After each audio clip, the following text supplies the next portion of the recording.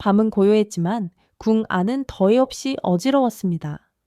팔척귀가 왕의 몸을 잠시 지배했던 그 사건 이후 대비는 점점 불안해졌습니다. 그녀는 본능적으로 느꼈습니다. 무언가 돌이킬 수 없는 일이 시작되었다는 것을. 강철이는 깊은 생각에 잠긴 채 열이를 바라보았습니다. 자신조차 알 수 없는 감정이 점점 커져가는 것이 느껴졌습니다. 처음엔 그저 자신을 구해준 무녀였고 윤갑을 지키기 위한 동반자일 뿐이었지만 어느새 열이가 위태롭게 자신을 내던질 때마다 심장이 조여오는 듯 했습니다. 열이는 침묵 속에서 자신의 팔목에 새겨진 붉은 부적을 어루만졌습니다. 팔척귀와의 연결은 끊어진 듯 했지만 아직도 가끔 들려오는 속삭임은 그녀를 혼란스럽게 만들었습니다. 윤갑의 혼이 사라진 뒤에도 여전히 그를 찾아야만 하는 이유, 그 이유를 잊을 수 없었습니다. 그리고 그 이유가 점점 강철이로 옮겨가고 있다는 사실이 그녀를 더욱 불안하게 했습니다. 그날 밤, 궁 안에 작은 전각 하나에서 열이는 비밀 구판을 벌이기로 결심했습니다.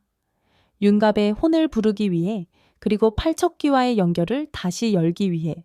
하지만 이번에는 강철이 그 구판의 중심에 있었습니다. 열이는 강철이의 몸을 빌려 팔척귀의 기억에 접근하려 한 것이었지요. 구판이 시작되자 강철이의 눈빛이 바뀌기 시작했습니다. 열이는 떨리는 목소리로 주문을 읊었고 그의 몸에서 검은 기운이 피어올랐습니다. 그 기운은 곧바로 열이의 팔을 휘감았고 순간 그녀는 환영처럼 보이는 풍경을 보게 됩니다. 우물이었습니다. 오래된 돌담 위에 핏빛으로 물든 손자국. 그리고 그 안에 갇혀 흐느끼는 소녀 하나. 그 소녀는 팔척귀의 연인이자 그의 죽음의 단초가 된 인물이었습니다. 그녀는 선왕의 총애를 받은 여인이었고 대비의 손에 의해 우물 속에 버려졌습니다. 팔척귀는 그녀의 억울한 죽음을 끝내 잊지 못했고 그녀를 잃은 날부터 왕실에 대한 원한이 시작되었던 것이었습니다. 강철이 갑자기 눈을 떴습니다. 그는 몸을 일으키며 거칠게 숨을 몰아쉬었습니다. 열이는 놀란 채 그를 바라보았고 강철이는 떨리는 목소리로 말했습니다. 그녀가 살아있다고 했어. 아니, 혼은 아직 떠나지 않았어. 우물 안에 갇혀 있어. 열이는 그 말에 무언가 떠오른 듯 자리에서 일어났습니다. 오래전 그녀의 할머니가 남긴 말이 떠올랐기 때문입니다. 우물은 귀신의 문이다.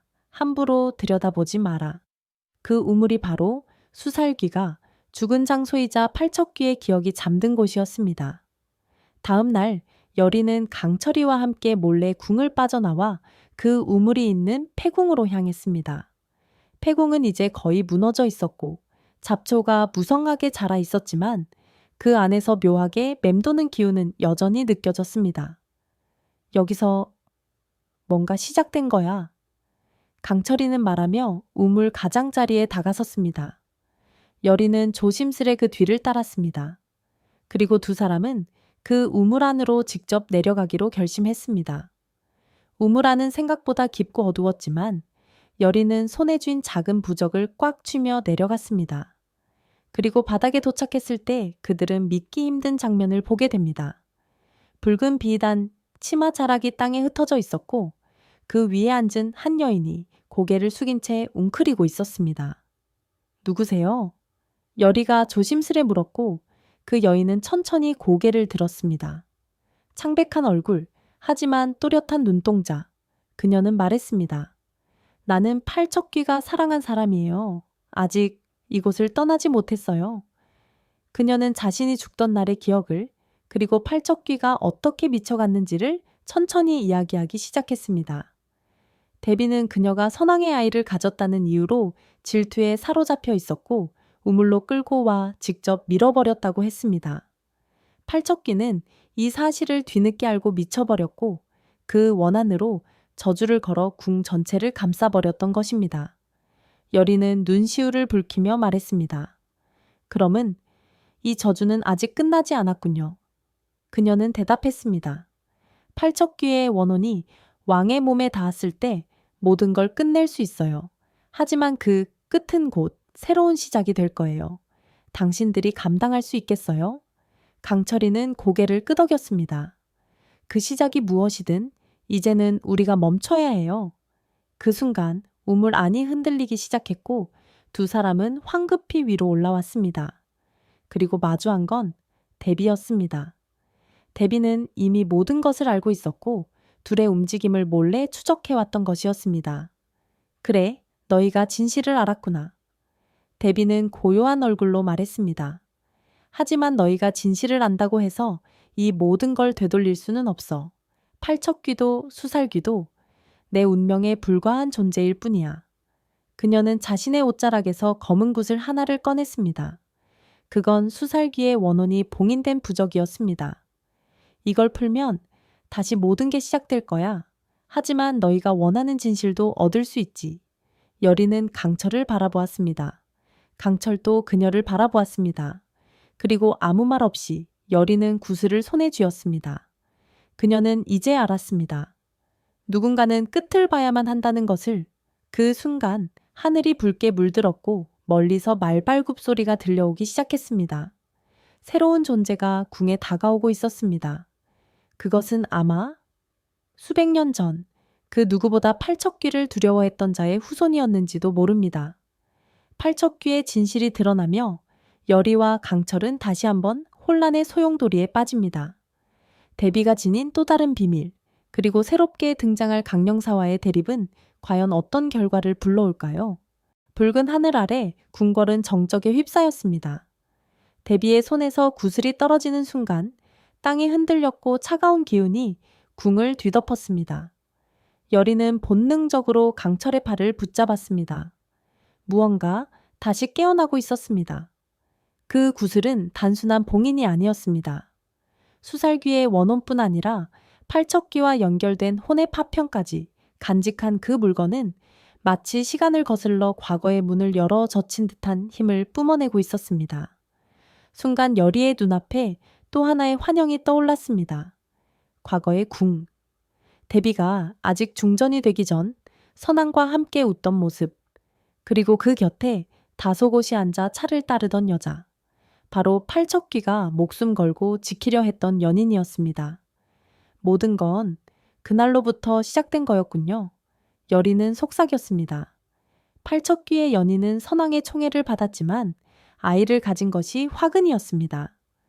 데비는 그 아이가 왕좌를 위협할지도 모른다고 믿었고 질투와 불안 끝에 그녀를 우물에 유폐했습니다. 선왕은 이미 중병이었고 그녀를 지켜줄 힘이 없었지요. 그 진실을 모두 알게 된 팔척귀는 자신의 충절이 배신당한 것에 미쳐갔습니다. 결국 그는 혼을 저주로 바꾸어 스스로를 귀의 길로 밀어넣은 것입니다. 강철이는 주먹을 꽉 쥔 채 말했습니다. 저주가 아니라 복수였군요. 지켜주지 못한 사람을 향한, 그리고 거짓된 권력을 향한 복수. 그때 데비는 웃고 있었습니다. 그래, 이제야 조금씩 알게 된 모양이구나. 하지만 늦었어. 너희는 지금 저주의 심장부에 들어와 있는 거야. 데비가 팔을 펼치자 검은 그림자들이 사방에서 몰려왔습니다. 그것은 팔척귀에 분열된 혼이었고 그녀는 그것을 이용해 자신을 보호하고 있었습니다. 여리는 마른 입술을 달래며 말했습니다. 우리가 끝낼 겁니다. 이 복수도 저주도 여기서 다. 그날 밤 여리는 다시 구판을 준비했습니다. 하지만 이번엔 단순한 소환이 아니었습니다. 그녀는 팔척귀의 혼을 되불러 그와 대면하려 했습니다. 강철이 그녀 옆에 조용히 섰습니다. 나도 너랑 같이 할 거야. 네가 혼자 짊어질 일이 아니야. 여리는 고개를 끄덕였습니다. 그녀의 손에는 조상대대로 내려온 홍열이라는 부적이 들려 있었습니다. 혼을 묶고 인연을 되묻는 강력한 부적이었죠. 굿이 시작되자 대지 전체가 울리는 듯한 진동이 일었습니다. 그리고 어둠 속에서 검은 그림자가 모습을 드러냈습니다. 팔척귀였습니다. 하지만 그는 분노에 찬 귀의 형상이 아닌 인간의 모습이었습니다. 긴 머리에 장군의 갑옷을 입은 그는 무표정한 얼굴로 여리를 바라보았습니다. 왜 날 불렀느냐? 목소리는 낮고 깊었습니다. 그대는 또 다른 왕의 명을 따르는 자인가? 여리는 조용히 고개를 저었습니다. 아니에요. 저는 당신이 사랑한 사람의 뜻을 알게 되었고 그 사람의 죽음을 제대로 보내주고 싶어서 왔습니다. 팔척귀는 눈을 가늘게 떴습니다. 그녀는 아직도 이곳에 갇혀있지. 그녀의 혼은 끝내 떠나지 못했다. 나 또한 그곳에 남을 수밖에 없었다. 그는 한 발 다가왔습니다. 하지만 그대는 그녀의 피를 이은 자구나. 나와 그녀 사이엔 피가 없었지만 인연은 있었지. 여리는 놀랐습니다. 팔척귀는 이미 알고 있었습니다. 여리가 그 여인의 먼 후손이라는 사실을. 강철이는 그때까지 침묵하다가 말했습니다. 당신이 복수한 상대는 이미 죽었습니다. 그 여인, 수살귀조차 당신을 원망하고 있지 않아요. 대신 살아남은 자들이 계속해서 서로를 해치고 있을 뿐입니다. 팔척귀의 눈동자가 미세하게 흔들렸습니다. 그가 품고 있던 분노는 더 이상 분노로 유지될 수 없음을 느끼고 있었습니다. 여리는 손에 쥔 홍여를 꺼냈습니다. 당신이 원한다면 이걸로 당신과 그녀를 함께 보내드릴 수 있어요. 진심으로 떠날 수 있도록요. 잠시 침묵이 흐른 뒤 팔척귀는 조용히 고개를 끄덕였습니다. 하지만 그 순간 갑작스럽게 궁 전체에 흔들림이 일었습니다. 대비가 움직인 것이었습니다. 그녀는 모든 저주가 풀릴 위기를 감지하고 자신을 지키기 위해 최후의 봉인을 풀어버렸습니다. 수살귀가 다시 나타났습니다. 그러나 이번엔 전처럼 맹목적인 귀의 모습이 아니었습니다. 그녀는 비교적 또렷한 정신을 가지고 있었고 대비를 똑바로 응시했습니다. 왜 나를 그렇게 만든 거죠? 수살귀의 목소리는 차분했지만 떨리고 있었습니다. 나는 그저 아이 하나 품고 있었을 뿐이었는데 데비는 한 발 물러서며 차가운 눈으로 말했습니다.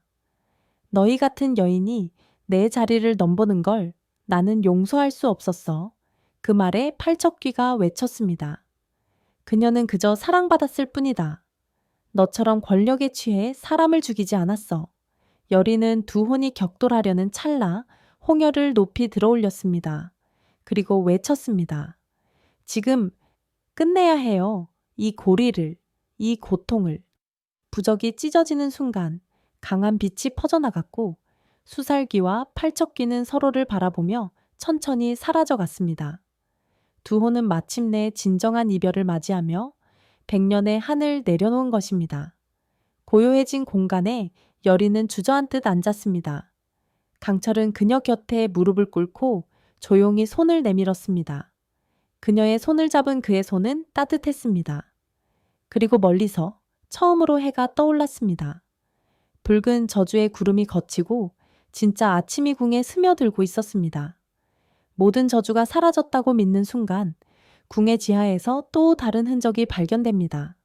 사라진 윤갑의 혼, 그리고 그를 둘러싼 또 다른 정치적 음모.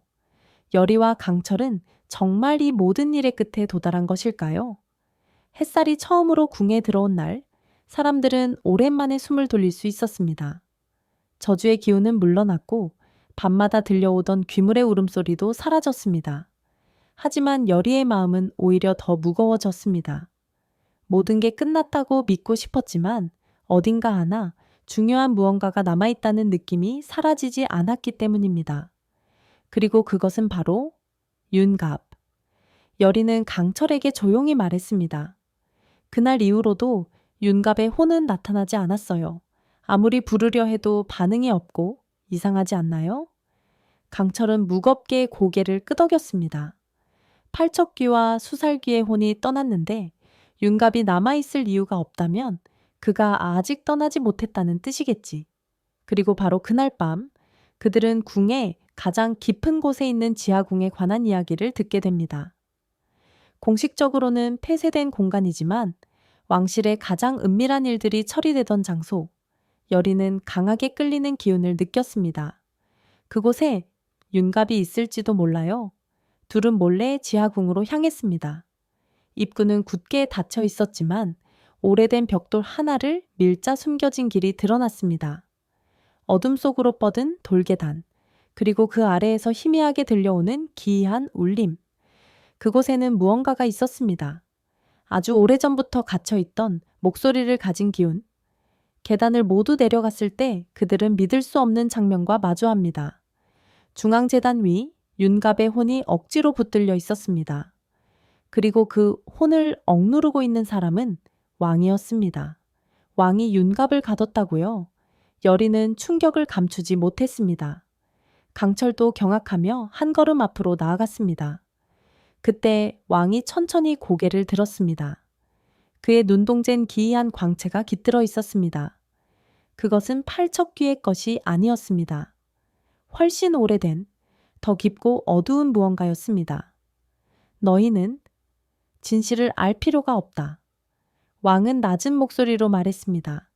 윤갑은 그저 수단이었다. 나는 그 아이의 몸을 통해 새로운 시대를 여는 열쇠를 찾고 있었을 뿐이다.